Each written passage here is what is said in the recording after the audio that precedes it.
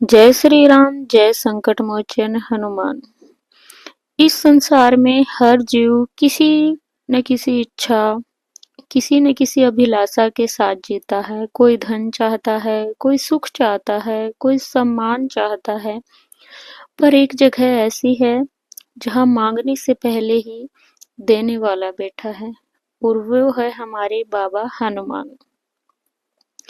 जब हम बाबा के चरणों में भोग चढ़ाते हैं, कोई मिठाई या प्रसाद नहीं होता, वह हमारे श्रद्धा और विश्वास का प्रतीक होता है।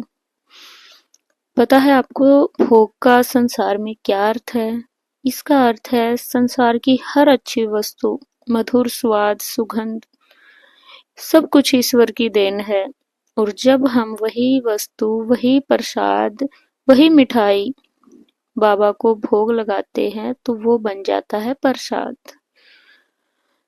जिस तरह जब एक माँ अपने बच्चे के लिए प्रेम से भोग बनाती है तो वह उसमें सिर्फ स्वाद नहीं, भावना होती है। ठीक वैसे ही जब बाबा के भक्त बाबा के लिए भोग बनाते हैं, उसमें भक्ति का स्वाद होता है। आटे के लड्डू या गुड़ का भोग या सादा फल या मिश्री का भोग, बाबा के सभी वस्तुओं में प्यारा सा भाव होता है। उसमें भावना होती है भक्तों की, और उसी भाव से होते हैं हमारे बाबा प्रसन्न। भोग बनाते समय मन शांत होना चाहिए, कोई क्रोध नहीं, कोई जल्दबाजी नहीं, सिर्फ एक भावना, बाबा ये आपके लिए भोग मैं अपने हाथों से बना रही हूँ। या जो भी भक्त है बना रहे हैं, उसमें उनकी भाव का होना सबसे जरूरी है। जब भोग बाबा के सामने रखा जाता है, उस क्षण भक्त भगवान और भक्त के बीच का अदृश्य संबंध होता है।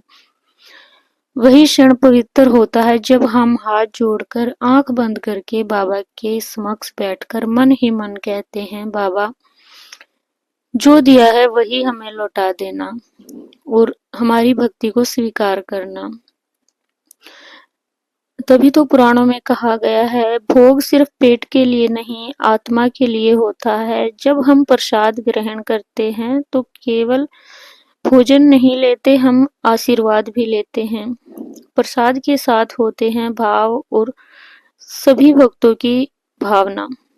बाबा के भोग का सबसे बड़ा रहस्य यही है, जो अर्पित किया है हमने, जो भोगा है हमने, वही हमारे पास लौट कर आएगा। प्रेम दिया तो शांति मिलेगी, श्रद्धा दी तो साहस मिलेगा, विश्वास दिया तो मार्ग मिलेगा। जो हम बांटेंगे वही हमारे पास लौट कर आएगा। प्रसाद बांटना भी भक्ति का हिस्सा है। जब हम दूसरों को प्रसाद देते हैं, हम सिर्फ मिठास नहीं बांटते, हम बाबा की कृपा बांटते हैं। यही कारण होता है प्रसाद बंटता है जब मंदिरों में इतनी भीड़ होती है। वहां पर अमीर गरीब का कोई भेदभाव नहीं होता, सब प्रसाद ग्रहण करने के लिए बाबा के दरबार आए होते हैं। बाबा के प्रसाद में, भोग में कोई भी भेदभाव नहीं होता, उनके लिए सब एक समान होते हैं और सबको उसी भाव के साथ प्रसाद दिया जाता है, उसमें प्रेम दिया जाता है और सब वही स्वीकार करते हैं। इस संसार में अक्सर भूल जाते हैं कि जो कुछ हमारा दिया है वो सब हमारे बाबा की देन है। वह चाहे वस्तु हो, सांसें हो, शरीर हो या परिवार हो, चाहे हमारा खुशहाल जीवन हो, वही बाबा, सब कुछ बाबा की देन है, उस परमात्मा की देन है जो हमें दिया है। तो हम भी वही बाबा को लौटाएं, अपने भक्तों को लौटाएं। हमें खुशियां अगर हम लोगों में बांटते हैं, वही हमारे पास लौट कर आती है।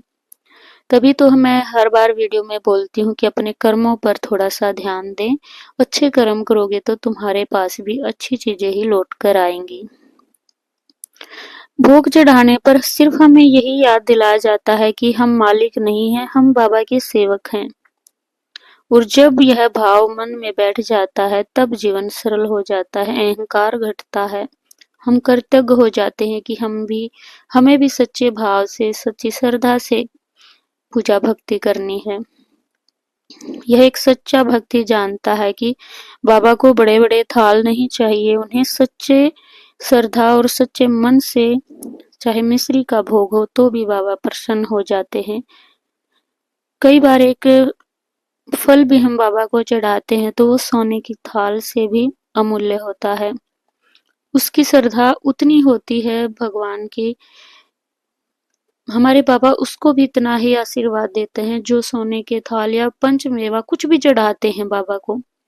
अगर कोई गरीब भक्त अपने सच्ची श्रद्धा से मिश्री का भोग भी बाबा को लगाता है, भाव से लगाता है, उसको भी बाबा इतना ही देते हैं।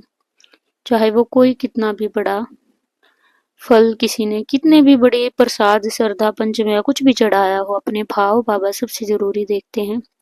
जब जीवन में कठिनाई आती है, मन भारी होता है, तो हम बाबा के समक्ष बैठकर एक दीपक जला दें और भोग लगा दें, सिर्फ मिश्री का भोग।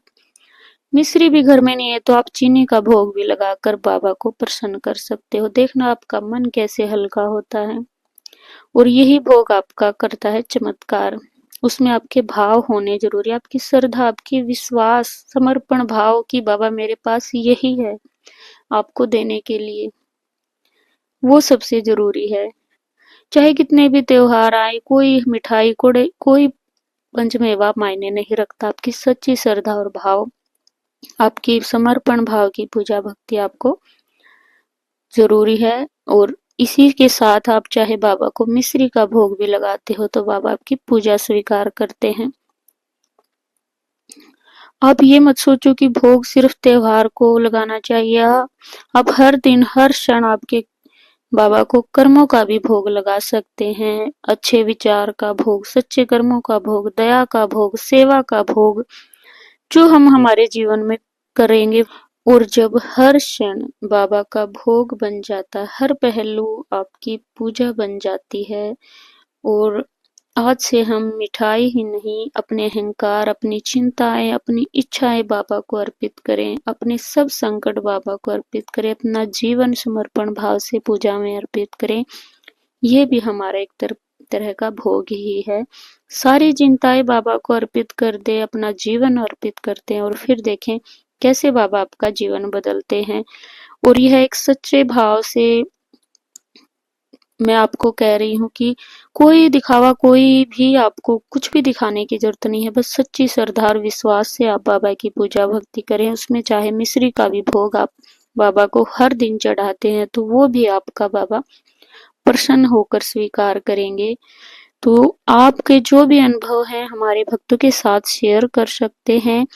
उसके लिए हमारे इंस्टाग्राम भक्ति चैनल पर भी आप हमें मैसेज करें या अपने अनुभव लिखकर शेयर कर सकते हैं, ताकि और भी भक्तों का जीवन बदल सके। और आपकी पूजा भक्ति से अगर किसी का जीवन बदलता है तो उसका पुण्य फल भी आपको मिलता है, वो भी आपके कर्मों में जुड़ता है। और सिंपल तरीके से हमारी पूजा भक्ति होती है। उसमें चाहे आप, मैं कुछ भी आपको बड़ा दिखावा नहीं कहूंगी क्योंकि मेरे खुद के अनुभव है। बाबा आपकी सच्चे भाव की श्रद्धा और विश्वास से अगर आप बाबा को चीनी का भोग भी लगाते हो तो भी आपकी पूजा स्वीकार करते हैं हमारे बाबा। ऐसे संकट मोचन हनुमान है हमारे बाबा, सबके संकट हरते हैं।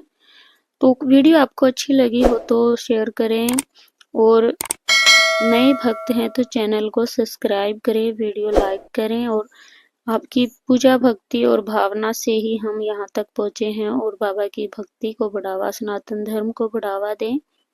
और हमारे जो भी दुखी बहनें हैं उन तक वीडियो शेयर करें। आप अपने जीवन में एक हनुमान चालीसा अपनाकर अपने जीवन की शुरुआत करें और फिर देखिए बाबा कैसे आपके जीवन को बदलते हैं। जय श्री राम, जय संकट मोचन हनुमान।